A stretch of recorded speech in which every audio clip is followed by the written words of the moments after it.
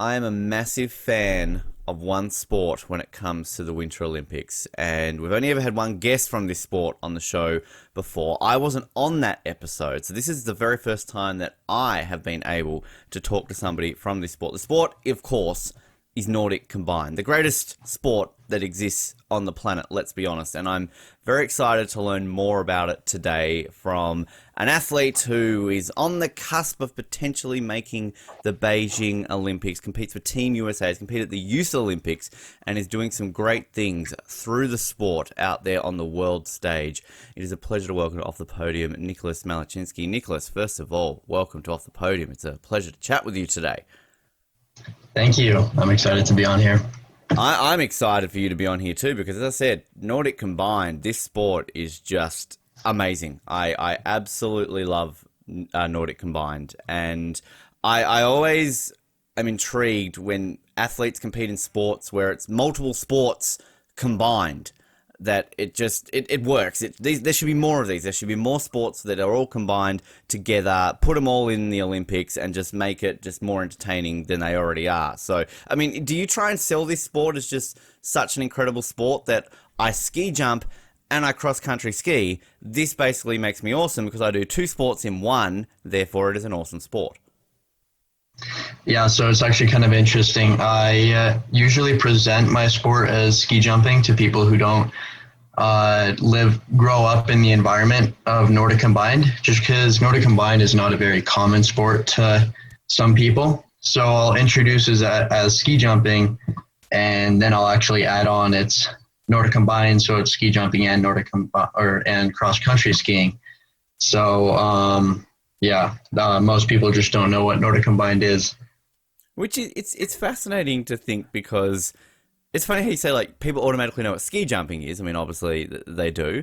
Do people? I mean, I'm assuming people know what cross country is. So it's kind of fascinating that people don't really sort of know it, kind of what it is. And what are people's reactions when you kind of do sell it to them? It's like, oh, okay, bonus, you do too. Like, that's kind of cool. Yeah, exactly. It's combining two sports is not very common nowadays, but I've gotten some pretty funny reactions, and I guess just kind of confusion of like kind of why would you even do that? Two completely different sports. Which I then have to ask the question then, Nicholas, why do you, like, sort of what led you into getting into Nordic Combined? It's a big part of it is growing up in a ski town. I grew up in Steamboat Springs, Colorado, as well as Rovaniemi, Finland. So skiing has kind of been engraved into my lifestyle. And one day I just saw the newspaper on the Olympic winners or Olympic medalists, Bill Demong, Johnny Spillane, and Todd Lodwick. And I actually got to go to some kind of convention they had, and I held their medals and all. And from there on, I kind of knew I wanted to be in that path of Nordic Combined. And I'd say, other than that, it's just, I guess how weird the sport is kind of what got me into it. So when it comes to that aspect of growing up in Steamboat Springs, in sort of a ski town, I mean, is it also a case of you are trying all the disciplines? So like you're giving alpine a bit of a go, you know, some freestyle aspects, snowboarding, things like that. And then eventually it was maybe some of the Nordic events that kind of stuck with you as well? Yeah, so I've been in a ton of sports growing up. My mom put me in cross-country skiing. My dad's a ski instructor. So it's like I've got the variety of different Nordic and skiing sports. It's just, I think ski jumping stuck with me because I guess I just love the feeling of flying, and it's indescribable. But then I also stayed with cross-country skiing just because I'd say being able to see the hard work that pays off is pretty great. You're mentioning that it's sort of not the most common sport and that a lot of people sort of aren't familiar with it. when it comes to Steamboat Springs, though, I mean, it seems that a lot of Nordic Combined skiers come from Steamboat Springs in the US. I mean, is that, I guess, the capital for the sport when it comes to the US? Is that the one place where maybe if you were to bump into somebody in the street, they're going to be more likely to have heard of Nordic Combined than they would say if you're walking downtown New York or Los Angeles or something like that? Yeah, 100%. I'd say it's one of the capitals of Nordic Combined, I'd say. It's mostly, I guess, in the bigger areas of where it is Steamboat Springs, Colorado, Park City, Utah, and Lake Placid, New York. I'd say those are the hot spots, but Steamboat has always been known for Olympians coming out of here. And honestly, I think it's just the environment of the small ski town is and the history behind ski jumping here. I was reading a bit about Steamboat Springs, and it seems very interesting because it's not the biggest town, but the amount of Olympians it's produced. So, I mean, is that its number one export?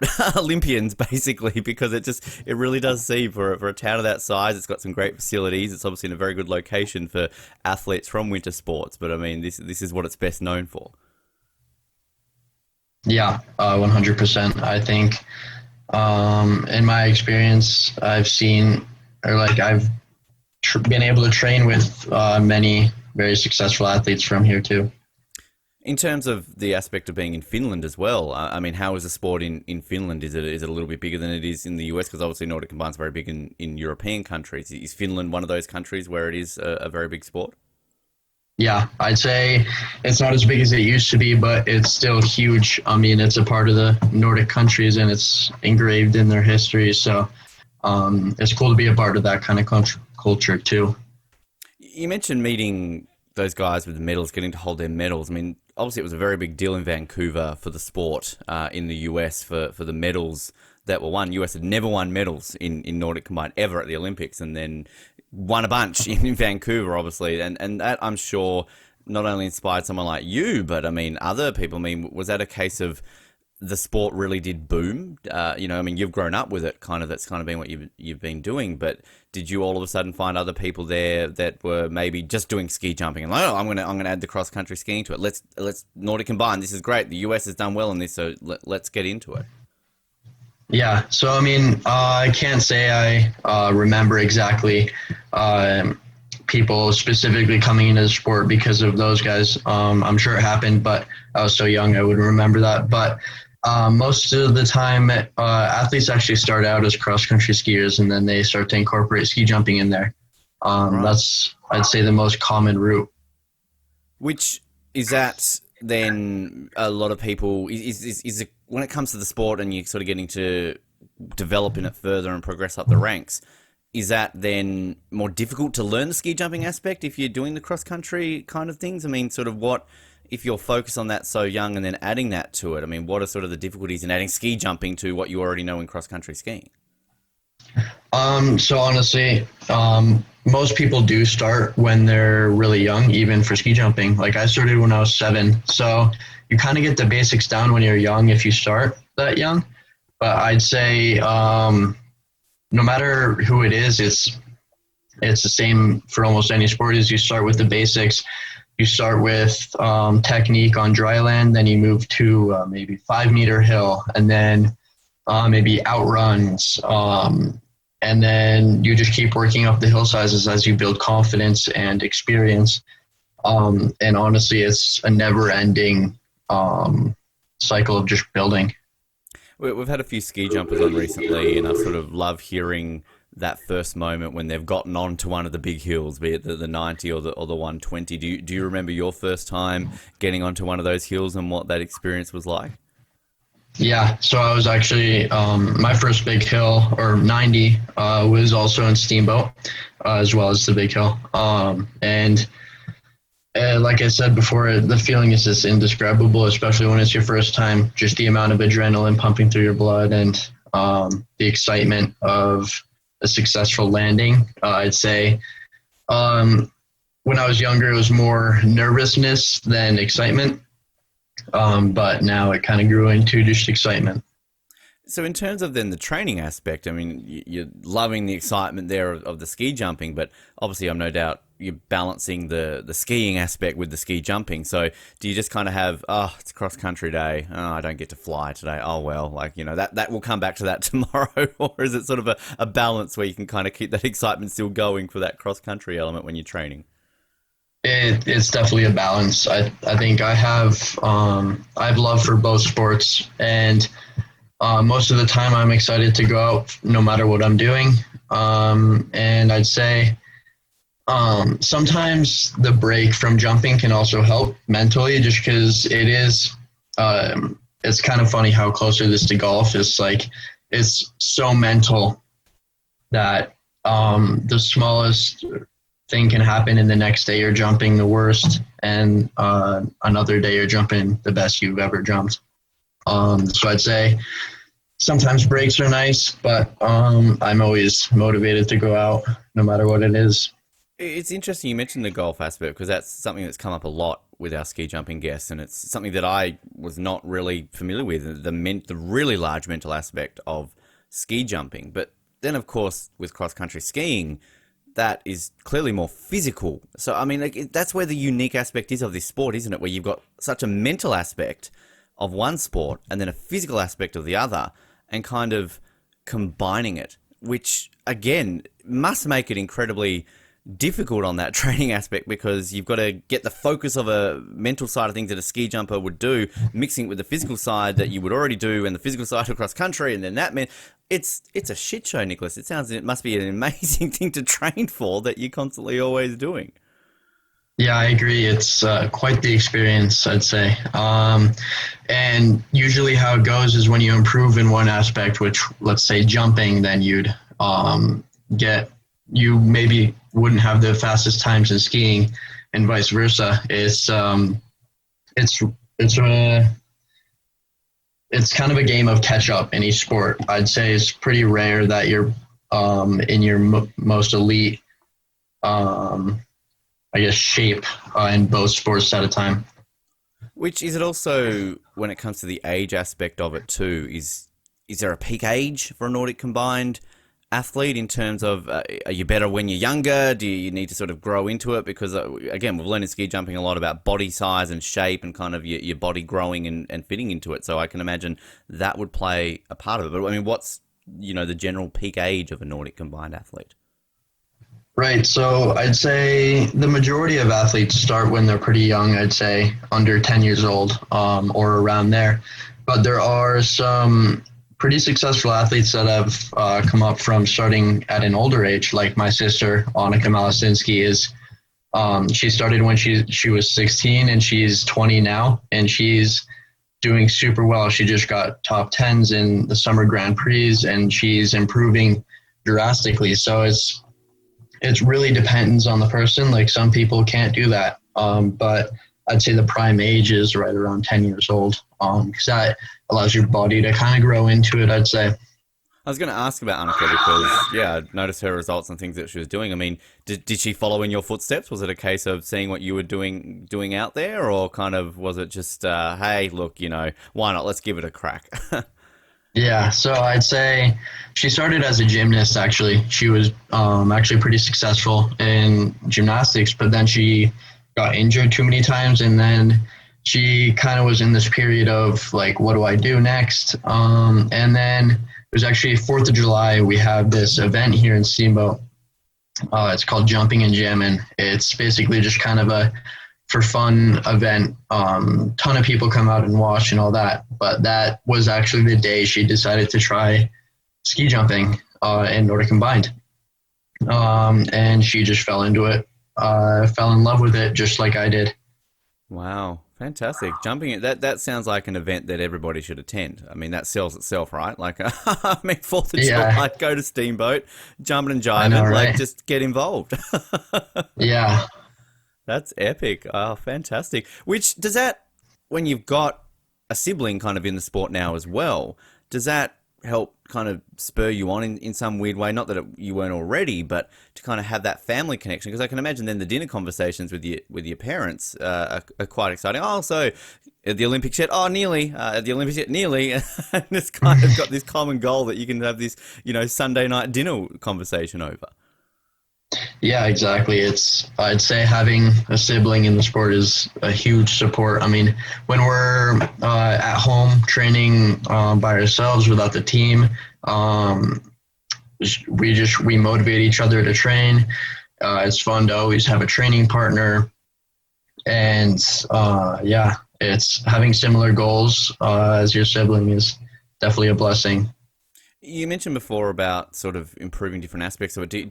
Does your coach sort of look and go, okay, Niklas, you're killing it on the ski jump. You're doing very well, but you're dropping a little bit on the cross country. And it's kind of, there's like a balance there in which there's always got to be a maintaining aspect, so that if you are maybe not achieving certain aspect in one of the disciplines, that there's really got to be that equal weighted balance there. Yeah, so I'd say it's hard to explain, but so I'd say it's cross country skiing. As long as you're training correctly, you're almost always going to build off of the season before or something like that. But I'd say it's, if you're in fall season and you notice something's wrong with your cross country skiing, there's not much you can do about it anymore. There are small things, but the big thing with cross country skiing is you don't really have an off season. Your off season is still training. And so the summer, which is your off season, is basically training to get better than your last year's winter season. It's, yeah, that's, I'd say best I could explain it. Which is also to the summer aspect of ski jumping, because there's that summer element where you can still do it basically without the snow, right? So, I mean, do you ever have an off season technically, Niklas, if you can constantly always do both even when there's no snow? Yeah, so I'd say there's small periods where you can't jump in spring and fall when we switch. Like we put snowness on the hill so the snow catches better. And in that period of time, there's a few weeks out of the time where we can't jump. But otherwise, it's always on. In terms of the physical training, like what's a general gym workout for you? Kind of what are you focusing on when you're actually hitting the gym and you're getting yourself in peak condition to go towards a competition? I'd say in the gym, it's mostly finding the balance of optimizing your power and still staying light, because you do need to be very light for the sport to fly. So it's a lot of strategy on keeping a lightweight while building power. So it's like you got to find the right balance between your power to weight ratio. So in generally, as a Nordic Combined athlete, I can imagine a little heavier than just say a solely ski jumping athlete, because you've got that power element that you need for the cross country part. So therefore you would be a little bit heavier, a bit more muscle build up than say your average just solo ski jumper. Yeah. So normally Nordic Combiners are a bit heavier, but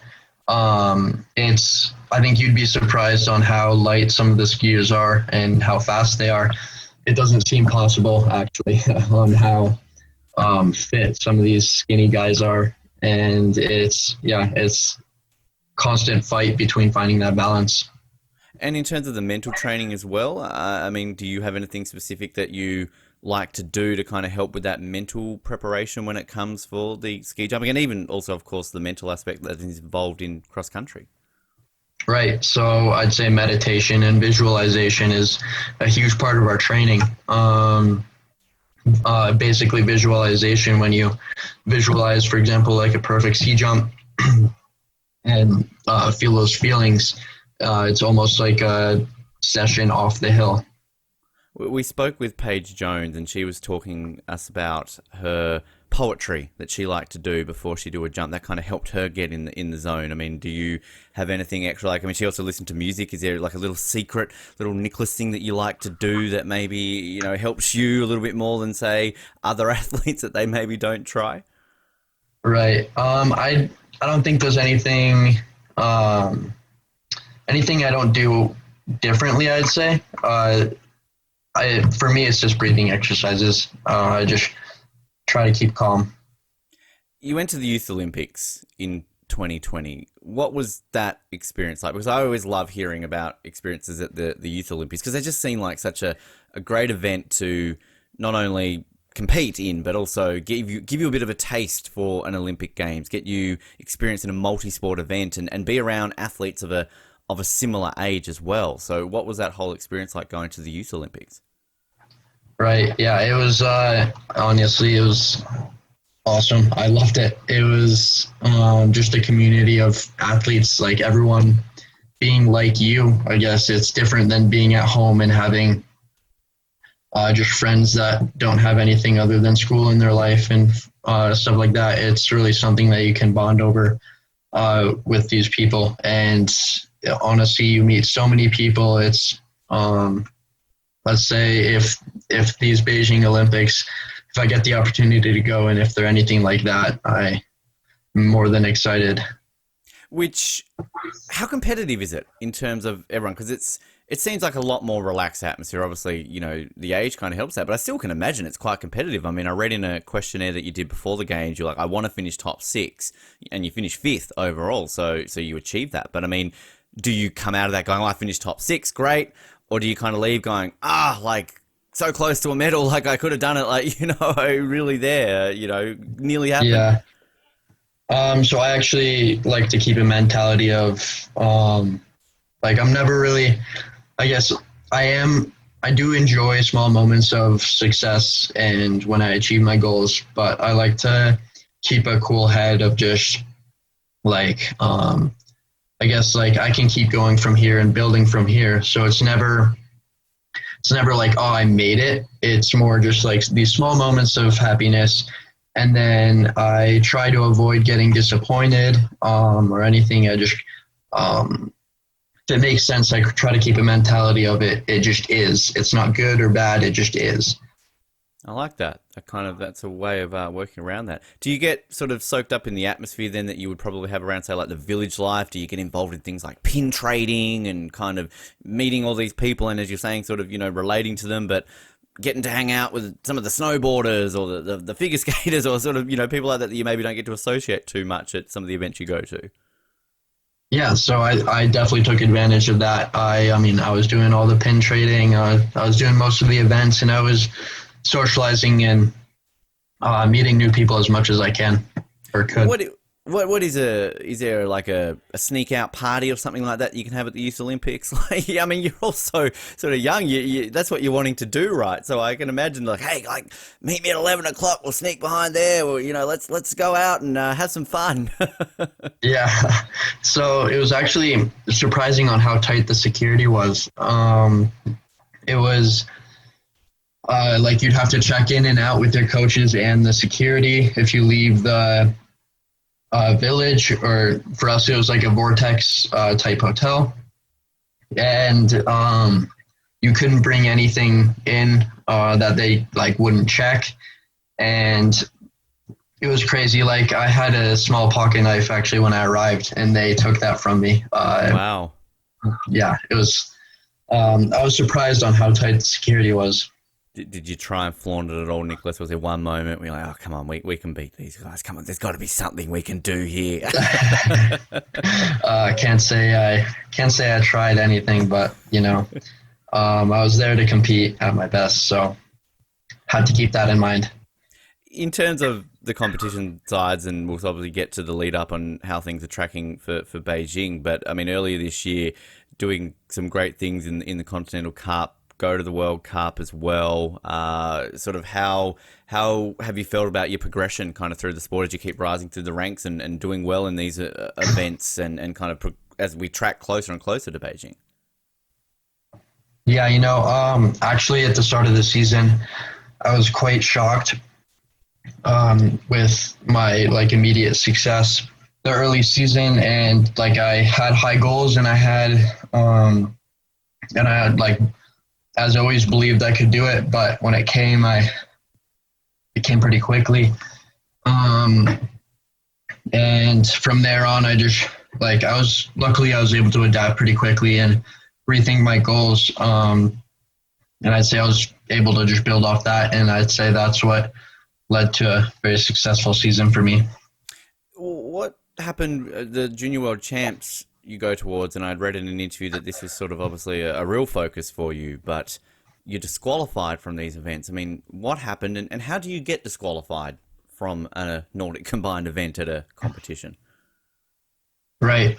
So the equipment rules are actually pretty strict on your suit and skis and basically all your equipment. So in my situation, actually,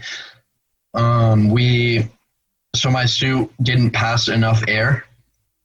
They have this machine that forces air through the suit material, and if the number is too low, then you're disqualified. And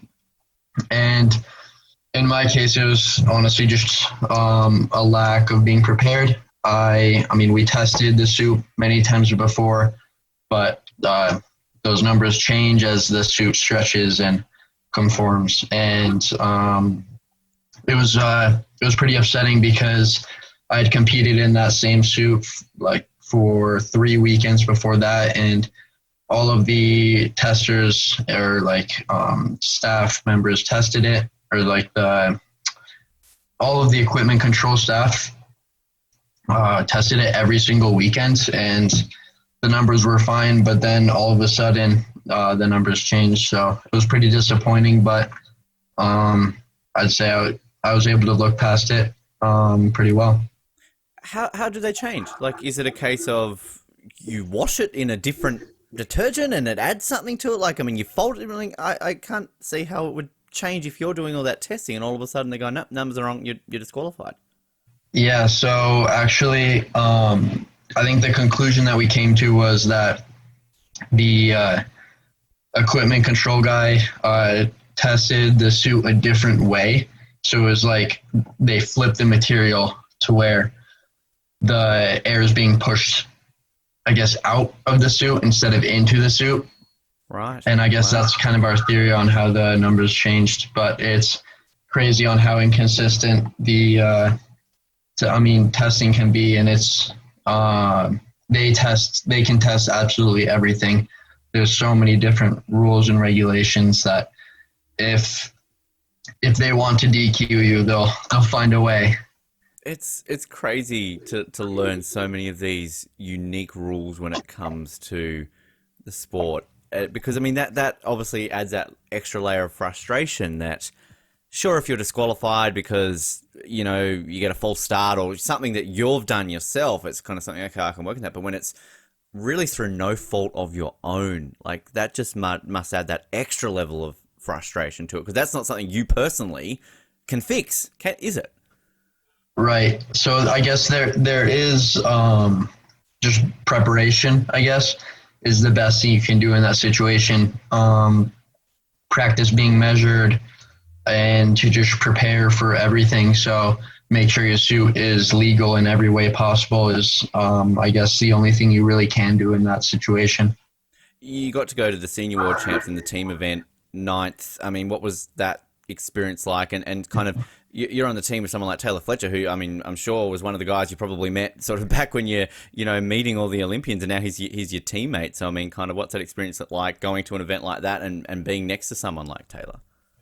Yeah, it was really cool. I'd say I learned a lot from that event, and it really did give me a taste of the higher level of competition and what the top guys do in that amount of pressure. Yeah, it was a huge learning experience, and I'm excited to build off that. In terms of Beijing, where are we tracking right now? I believe it sort of comes down to quotas. The US can have up to 5 competitors, to which at the time of recording this, I think you've only got 1 at the moment, if I'm not mistaken. So how is that tracking, and sort of what are your chances going towards Beijing that you could be on that plane with the rest of the team?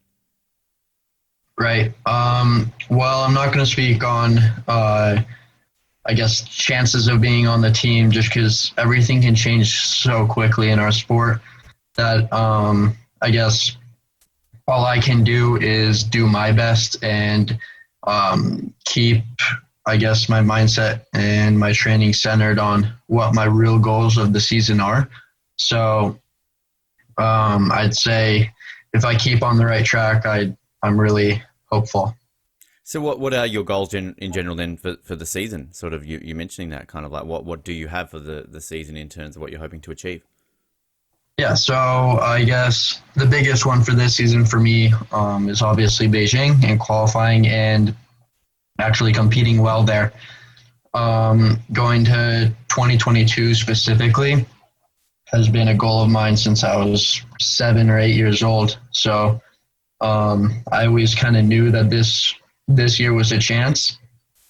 Um, and then I guess from there, my whole life kind of revolved around the sport as soon as I kind of got reach of the goal. And for the rest of the season, I have high hopes for Junior Worlds this year, as I'm becoming one of the older athletes there. And same old COC ranking and just getting high up on the ranking list. And actually, another high goal of mine is to score World Cup points this year. So that means a top 30. What is that feeling like then? You mentioned it sort of, this has been your dream since you were 8 years old, that we are so close, that like this is now what it's all been building up for, that this is the last sort of months in which you can qualify for it. Is there like adrenaline because it's exciting, this is your goal? I mean, is it kind of balancing some nerves? I mean, kind of how are you sort of feeling as we get closer and closer? It's honestly a lot of anxiety and actually stress, but I find my ways to cope with it, and I just have to recenter myself to trust the process, I guess. I try not to think of it as this huge thing to avoid getting in my head, but yeah. What sort of things are you doing then? You mentioning sort of those moments you can have sort of an off season. So like kind of what are you doing to relax? Do your hobbies? I mean, do you enjoy playing other sports, watching sports, things along those lines? Yeah, honestly, going, even doing anything for my sport is relaxing and clears my head for me, just because I enjoy it so much. But other than that, on my free time, I basically just cross train and do hobbies like biking, swimming, running, stuff like that. And I find that to be a great way to clear my head. Which I can imagine with any winter athlete getting to do any sort of summer sport is kind of fun. So like, I mean, you know, you're spending so much time around snow and everything along those lines. So getting a chance to swim in a pool must feel pretty good every now and then. Yeah, definitely. Which is also too a case of like even the biking aspect and everything too, because that's a great thing about any winter sport, particularly sort of when you're around mountains so much, you know, the skiing based ones, is that when there's no snow on them, you can still use them, and then getting that biking aspect. And I'm sure biking is probably a very good training aspect, particularly for the cross country element of Nordic Combined. Yeah, absolutely. I'd say anything that involves endurance is going to help you in the long run. And honestly, cross training is great to do quite often, actually. Now, for our video audience right now behind you, I mentioned you off air. You've got the great Finnish jersey there, but I also see a series of bibs. So is this something that you like to sort of collect, sort of after every competition, that you get your bibs and kind of put them on display, the most favorite ones, and the ones behind you? What are those ones that you've got? So those are actually all the Youth Olympic ones. Great. And then that Finnish jersey is just kind of that my old jersey that I used to play with. And honestly, it's just kind of like a memory type thing. And my teammates have said, I mean, based on the way they act, is they kind of grew out of that phase, or I don't know if they ever had that phase, but they're giving away bibs left and right. And whenever I'm asked to give away a bib, I'm like, wait, no, I want this one. It's like, I'm sure I'll grow out of it someday, but for now, I enjoy collecting everything that I compete. And like, I have all my accreditation and stuff like that from competitions, and I keep those. Is it a sport in which there's bib trading? So like if you say make the Olympics and then you come across a guy who you're like, oh my God, you're my idol, I want to meet you, like I want to swap bibs. Like, does that happen at all?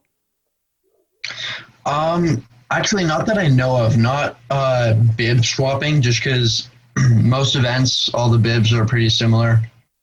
Um, but I guess the bigger thing is uniform swapping. Right. Yeah. So, like the last day of Youth Olympics, everyone was out in the middle of the field, huddled around, like asking to trade different pieces of clothing and stuff like that. Great. Did you get any cool sort of uniforms? What did you trade for, and what's sort of the favorite one that you might have gotten? I actually got a Germany T-shirt from Nice. another Nordic Combined athlete, and then I got an Australian Ah, quarter zipper like long sleeve shirt. It was I actually don't know who that came from. I just kind of it was kind of a quick exchange. I was going to say that wouldn't have been from a Nordic Combined athlete, so I don't know. I was going to say, No, what sport was no, that from? We've had one Nordic yeah, Combined athlete ever in the Olympics back in 1960, so it's been a while for that.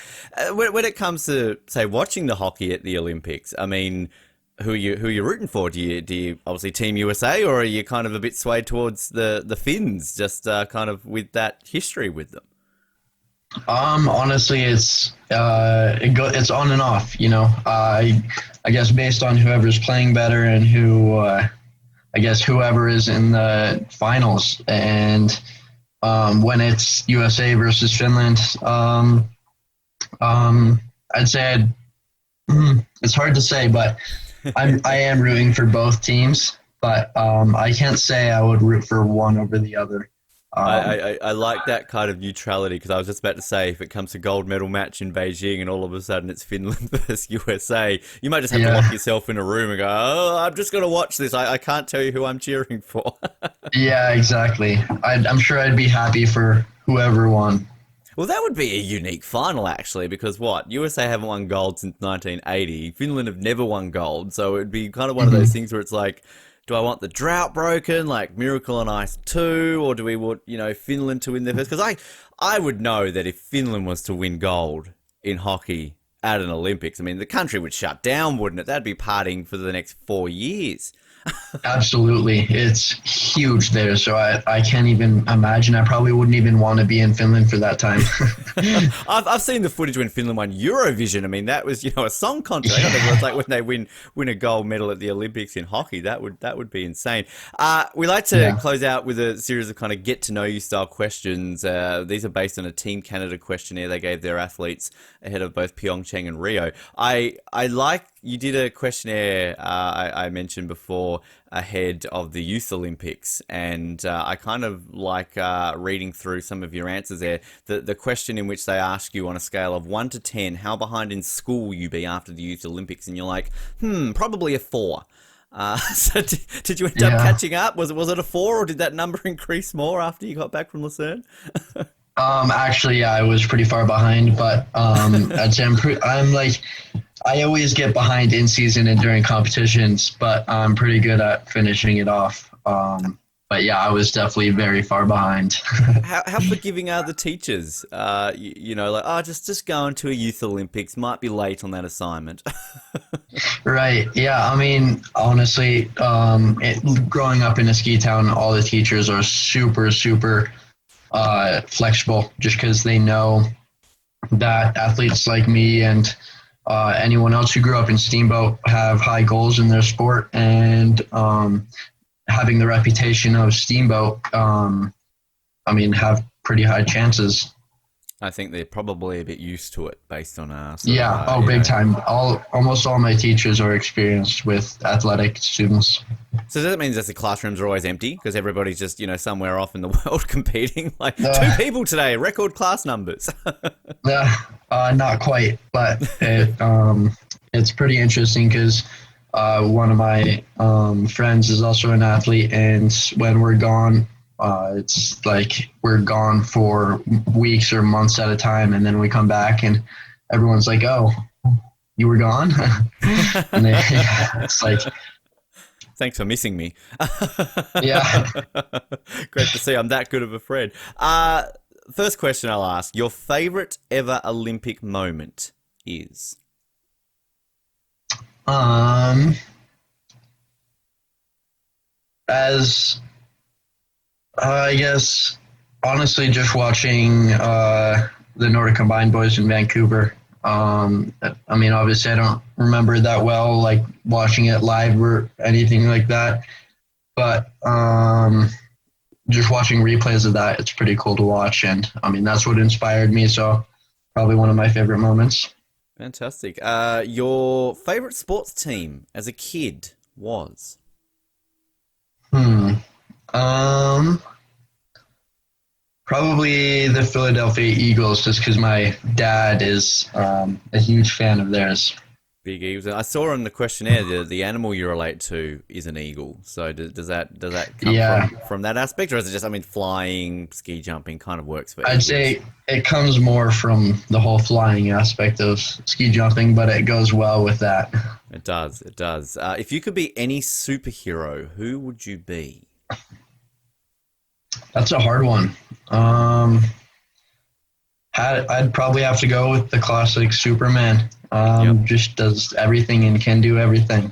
You're close to Superman, though. I think anybody who does ski jumping is probably the closest you can be to Superman, right? Because you are flying. Right? Yeah. I'm trying to sell this aspect. Like, I obviously realize with the suits it's a little bit difficult, but Superman cape, logo, Team USA into Beijing could add sort of thing, and then you could just be humming the Superman theme in the air. Because again, like you're literally flying. There needs to be some tie-in that DC should be contacting, like US Nordic to get this involved to promote the sport. Yeah, I can't say I disagree. That would be pretty cool. Get Henry Cavill out there to give him a crack and see how he goes on it. That would be marketer's Yeah. dream. There you go. Come Yeah. on. Just take Exactly. on it. Your favorite music artists are? Um, that's hard to say. I can't say I have favorites. Well, all right. I guess what I listen to the most would probably be like Labyrinth, Glass Animals, and Hippie Sabotage. Great. Um, but I don't necessarily have favorites. I enjoy all genres except for country music. So it's a standard, isn't it? It's like if you like country, you straight away you can say I love country, but if it's not, it's somewhere in there. So is it just a case of Spotify? You're scrolling through like this playlist looks cool, or I'm a little bit into EDM this week. Next week I'm going to listen to a bit of R&B, kind of whatever kind of works. Exactly. Yeah, that's exactly how it is. If you could eat only one food for the rest of your life, what would it be? Um, wow, these are some hard questions. I honestly, my teammates can actually attest to this. I have said that this is the best food I've ever had way too many times to count. So I can honestly say I like almost all foods, and I probably would end up.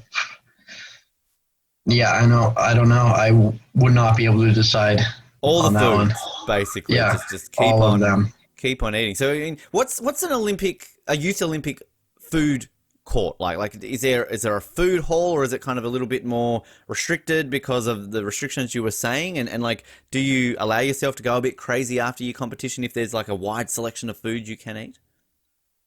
Right. There was so being having it be in Switzerland, there was a ton of fondue and bread. Nice. So I gotta say I went a little bit overboard on that, but I honestly it was standard kind of buffet type food, which was very good, and the fondue was a nice touch. Was there plenty of Swiss chocolate as well, I can imagine?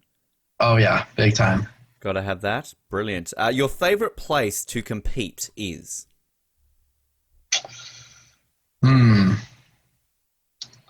Honestly, that one's a hard one because us having two sports, we have two different venues in each country or I guess venue. And I'd say overall, probably Finland, or I guess Finland probably has one of my favorite venues, and then I guess my favorite place to be would be Italy or Austria. Great, great. I can imagine the crowds must be insane in some of these parts in Europe where sort of Nordic Combined is, one of their national sports. I mean, that must be incredible to compete in, fans like that. Yeah, exactly. Actually, supposedly, Worlds in Germany is usually like crazy, just like tens of thousands of people cheering you on and everything. And obviously, last season that was impossible, so I didn't really get to experience that. But yeah, ski jumping and Nordic combined is definitely way bigger in Europe. Fantastic, fantastic. Well, we're really looking forward to seeing the progress that you have sort of and going towards Beijing, and then we're crossing all those fingers and toes that it can happen. And if not Beijing, then Milan and everything moving forward with how you're going to go, Nicholas. Before we do let you go, if people want to stay up to date with your journey, follow you, Instagram, Twitter, TikTok, where can people find you? My Instagram, well, I'm mostly on Instagram and Facebook, I guess, but my Instagram handle is Niklas.Malacinski. And yeah, those are the platforms where you could say updated. Perfect. People check it out. Nicholas, it has been a pleasure chatting to you, learning about the great sport of Nordic Combined. I'm trying to sell it more in Australia. I'll do what I can in this part of the world because seriously, we've had one athlete, as I said, 1960. It's been a long time. And you talk about trying to get people into Nordic Combined in the US. I guarantee you that nobody in this country would know what it is. So we're doing everything we can and we'll make it grow. And then when you're winning gold in Beijing and then Milan and then moving forward, I'll try and find an Aussie that you can thrash at the same time. How does that sound? That's great to hear. Thanks for having me.